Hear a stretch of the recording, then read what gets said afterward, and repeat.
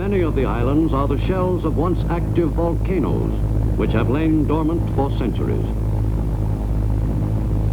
Near the equator, many of the dots in the expanse of blue Pacific are atolls, chains of tiny coral islands strung in a ring. Around November 1943, it became urgent for U.S. forces to seize certain strategic atolls in the Gilbert Islands. Tiny strips of coral and sand, named Macon and Tarawa. The Japanese brought to the war in the Pacific their first-hand experience in combat gained on the Asiatic continent in the 1930s, in Manchuria and China. Through necessity, the Japanese soldier became practiced in adapting himself to any conditions, no matter how miserable. Though shorter than Oxa troops, the Japanese were husky and well geared to the demands of jungle. But the Nipponese fighting man also had a good working knowledge of more formal warfare. Early in World War II, the Japanese had gained the reputation of being fanatical fighting men. Before leaving the home islands of Japan, each soldier was thoroughly indoctrinated in Bushido, the way of the warrior. Under this code, the only honorable alternative to victory in battle was death, in the name of the emperor. On islands spread all over the far Pacific, Japanese fighting men had vowed to kill as many of the hated American enemy as possible, and to die rather than surrender.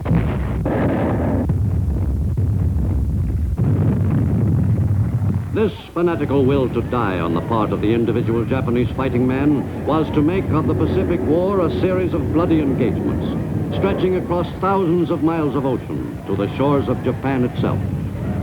Some 9 million Japanese fighting men were dedicated to dying for their emperor and in honor of their ancestors.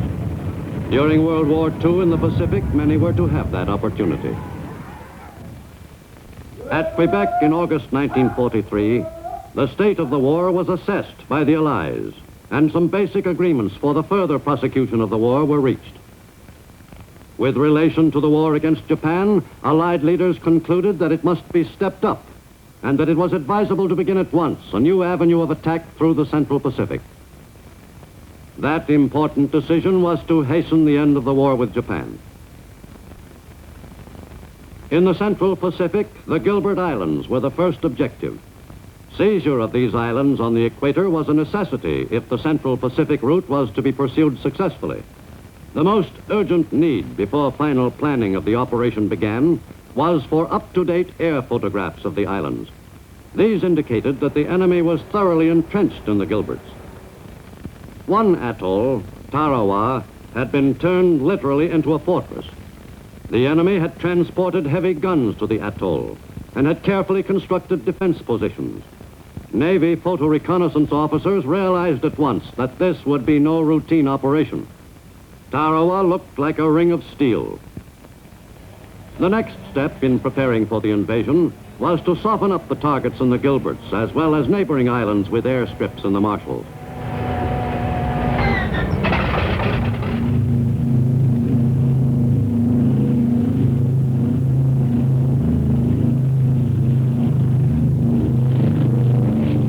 In October and November 1943, U.S. planes operating in the Central Pacific flew a series of raids on Japanese positions in the Gilberts and Marshalls.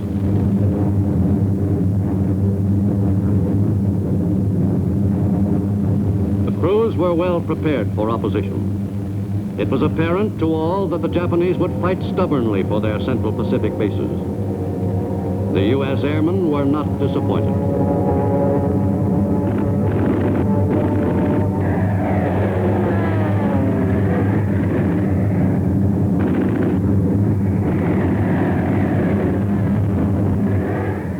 The principal targets in the Marshalls were the airfields, from which the Japanese planes operated, bases which were indispensable to the enemy's defense of the Central Pacific area.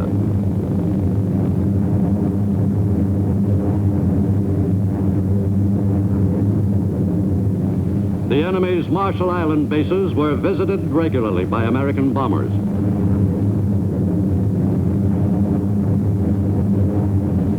From November 14th to November 21st, American Air Force bombers flew 13 missions to the Gilberts and Marshalls. In late November 1943, Cairo was the setting for a major conference of Allied government leaders. On that hot Egyptian autumn day, the conduct of the war against the enemy in the Pacific was being crystallized, the path to final victory charted. The U.S., England, and China were committed to a policy of unrelenting pressure against the Japanese. At the same time, on the front in China, the Japanese armies were driving ahead. While the Cairo conference was in session, Nipponese ground forces were attacking the Chinese in Hunan province.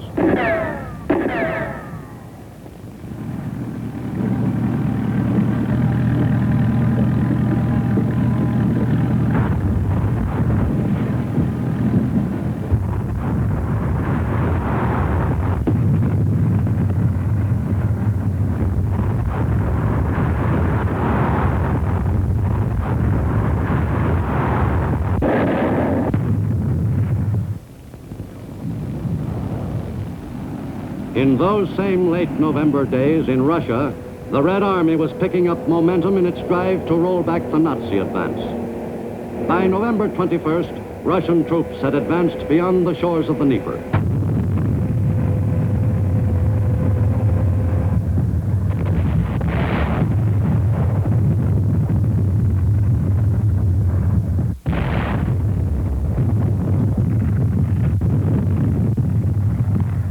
At the same moment, halfway around the globe, two American task forces from Hawaii and New Zealand were converging on the Gilbert Islands, a key position in the Japanese ring of outer defenses. The trip to the target was made in radio silence to lessen the chances of an attack by enemy planes or subs. In the two amphibious task forces, some of the units had to be refueled en route. That operation was often a delicate one.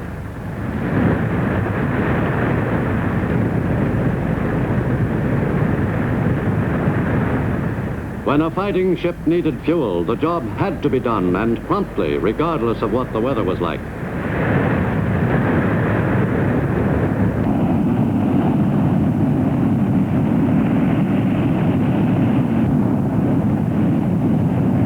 In the Southern Attack Force, en route from New Zealand, the Marines were briefed on every detail of Basio Island of Tarawa Atoll, where one of the Gilbert's invasions was to be made.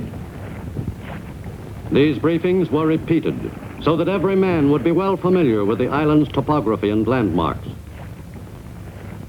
The men put their spare time to good use. They were well aware that a weapon in top working order would often save their lives. As the ships neared the objective, the crews expected an enemy air attack. But the convoys were not disturbed by any organized enemy raid. Just before D-Day, the men dedicated their efforts.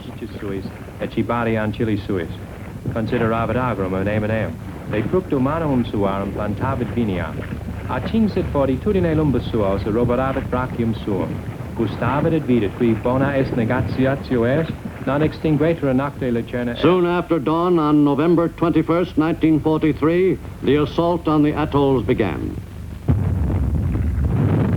At Macon, the bombardment by ships and carrier-based planes continued for almost 5 hours.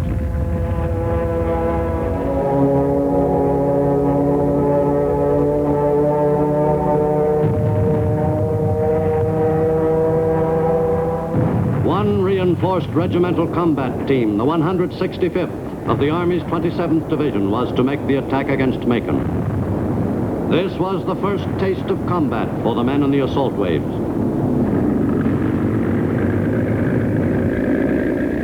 After the aerial bombing and strafing of the target and the supporting naval bombardment, the actual seizing of the objective was finally, as always, the job of the men with the rifles.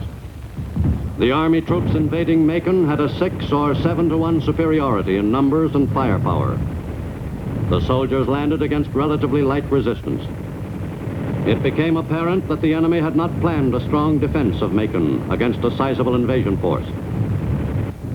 Ashore on Butaratari Island of Macon Atoll, the soldiers encountered some opposition, but successfully overwhelmed the small enemy garrison. The island was taken by the men of the 165th Army Regimental Combat Team after 3 days of sporadic fighting. Many military men felt that the job should have been achieved in a shorter time, considering the light Japanese defenses. In any case, the enemy had been thoroughly wiped out at Macon. 100 miles to the south of Macon, Beisho Island of Tarawa Atoll was the target for the southern attack force. Early on D-Day morning, the Navy went into action once more in an attempt to soften up the objective for the landing. The plan called for carrier planes to coordinate their attacks with the warship's bombardment and with the invasion pattern itself.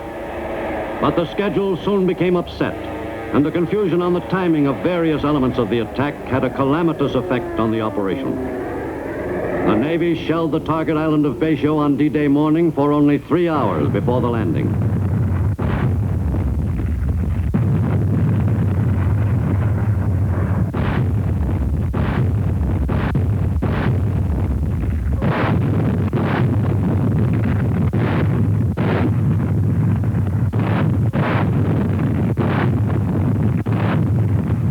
The bombardment was heavy while it lasted, yet no one knew for certain, of course, what damage was being done to the enemy's defenses. Someone said confidently that not a Jap would be left alive on the island to contest the Marines' assault. Before dawn, the invasion vehicles started for the line of departure. The naval bombardment continued at intervals almost to each hour.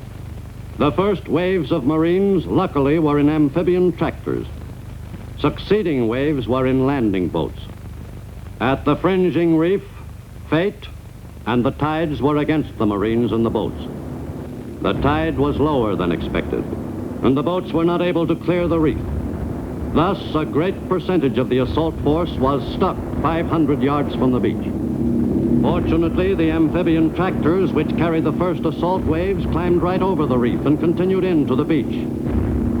But on that eventful D-Day at Tarawa, the landing force had only about 100 Amtraks. These invaluable tracked vehicles made many trips from the reef to the shore before being knocked out by enemy fire.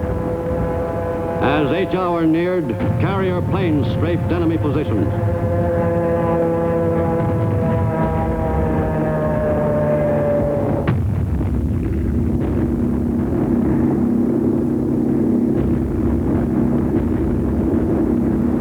The assault Marines continued toward shore, while the carrier pilots had one last crack at the enemy.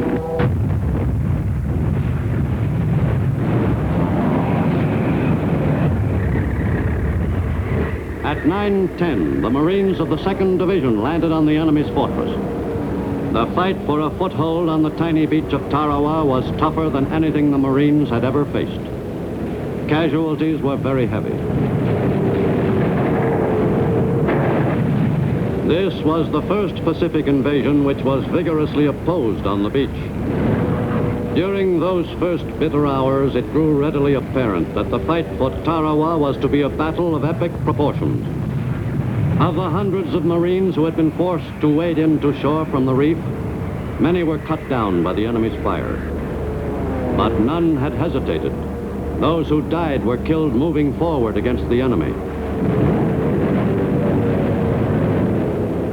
With the Marines at Tarawa, Time and Life correspondent Robert Sherrod was with the assault forces throughout the battle. We got ashore all right. At least a lot of us did. But that was only the start.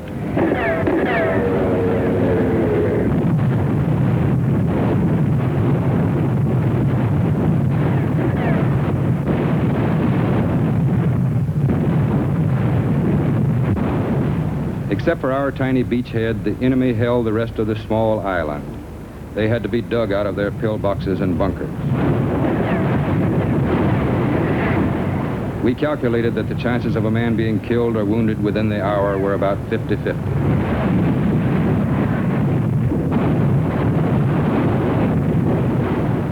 The enemy's defenses were incredible. Great coconut log bunkers.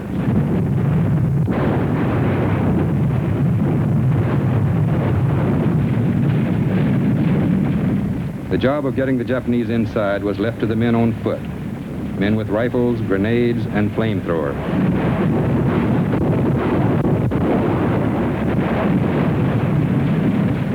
We lost most of our flamethrowers trying to get ashore, but the ones we had left worked overtime.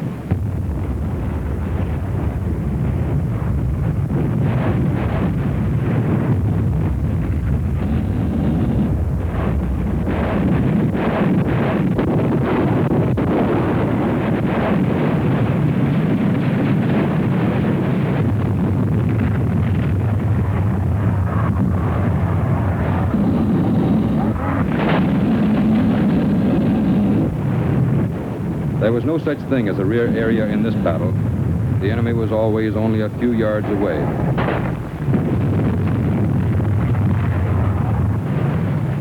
The violence of Tarawa was stunning. The only way to get at the Japanese was to flush them out or kill them in their holes. The decisive factor at the turning point of the battle was the fighting spirit of the United States Marines. There were no greater heroes on Bayshio than the medical corpsmen. As the number of wounded passed 1,000, there was an overwhelming amount of work for them to do. As many wounded as possible had to be evacuated.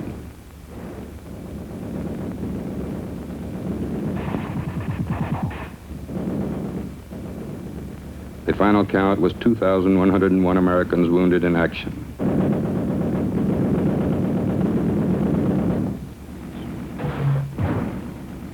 On Tarawa, above all other islands of the Pacific, the devastation of modern warfare was laid out for all to see.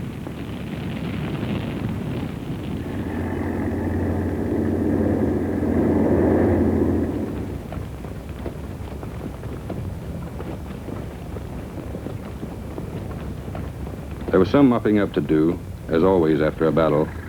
There were still caves to blow up or close up. Still some die-hard Japanese snipers to be routed out of their holes. On Tarawa, we encountered the fanaticism that we had come to expect of the enemy.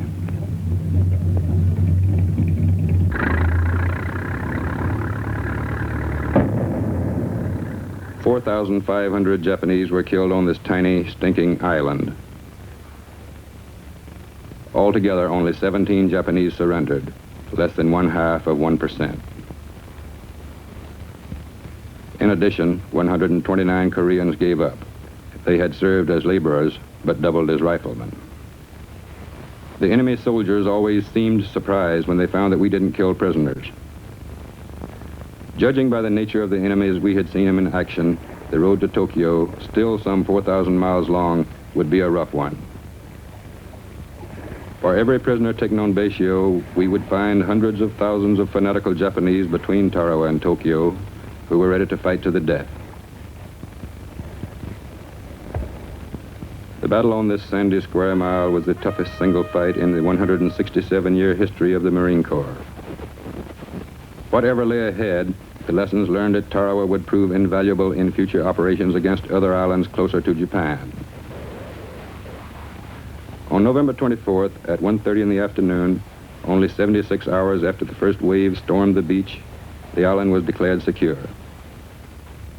The stars and stripes flew proudly over the island, which the Japanese had turned into a carefully constructed fortress. Nearby, there was a second flag raising. The Union Jack, flying from another coconut palm, proclaimed the return to British rule of Tarawa, the capital of the British Crown colony of the Gilbert and Ellice Islands.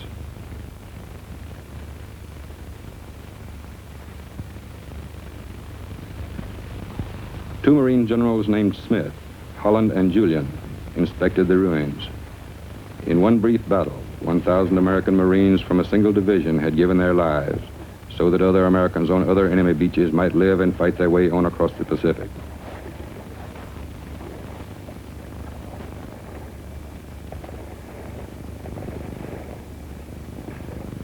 What I saw on Bayshio was, I am sure, one of the greatest works of devastation wrought by man.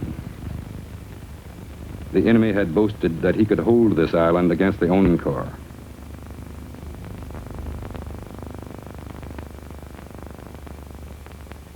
Tons of bombs and shells fell on the tiny island of Bayshio and knocked out most of the Japanese heavy weapons.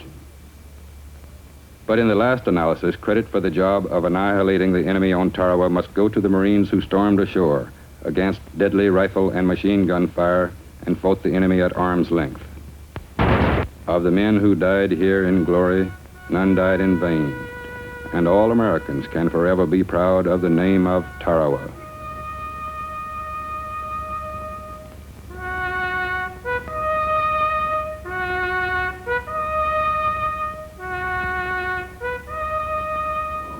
The objective had been seized, and the most important single part of that objective was the airstrip, from which the attack against the enemy could be carried forward more effectively. Before the last Japanese snipers were killed, the CBs were hard at work repairing the strip.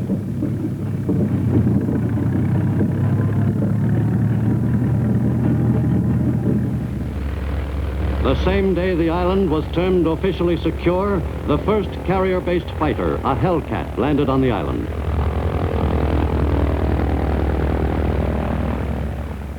The assault Marines welcomed the first Navy pilot to the airstrip, now under new management. On November 25th, only 4 days after D-Day, the Marines began to leave the island. They had fought through 76 hours of the bloodiest battle the Marine Corps had ever experienced. A battle which was to rank with other historic American struggles: Belleau Wood, the Alamo, the Bonhomme Richard, Concord Bridge. On the tiny sandspit of Baishio at Tarawa Atoll, under the equatorial sun in late November 1943, they had indeed made history. From the airstrips in the Gilberts, U.S. planes extended their range over the Eastern Carolines and the Eastern and Central Marshalls. American bombers increased the frequency of their visits to the Marshalls, the island group next on the invasion timetable in the Central Pacific Theater. U.S. pilots in that area became most familiar with half a dozen atolls in the Marshall Group. The lessons learned at Tarawa were carefully remembered by the pilots who gave the Marshalls a pre-invasion going over.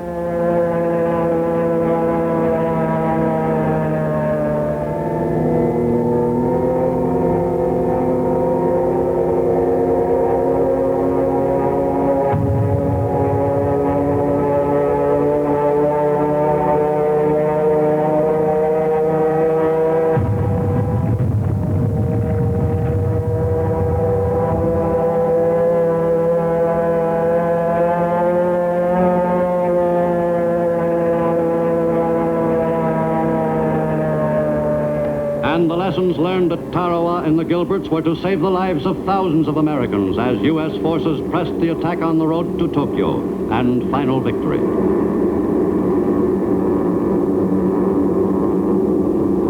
Plunging deeper into enemy waters with each fresh assault, the U.S. Navy paced the attack in the amphibious drive toward the enemy's home islands. During World War II, the Navy made maximum use of two weapons which had not theretofore been used on a large scale by American forces: the carrier, with its complement of attack planes, and the submarine. The war at sea across the broad stretches of the Pacific was an exciting, enormously complex naval chess match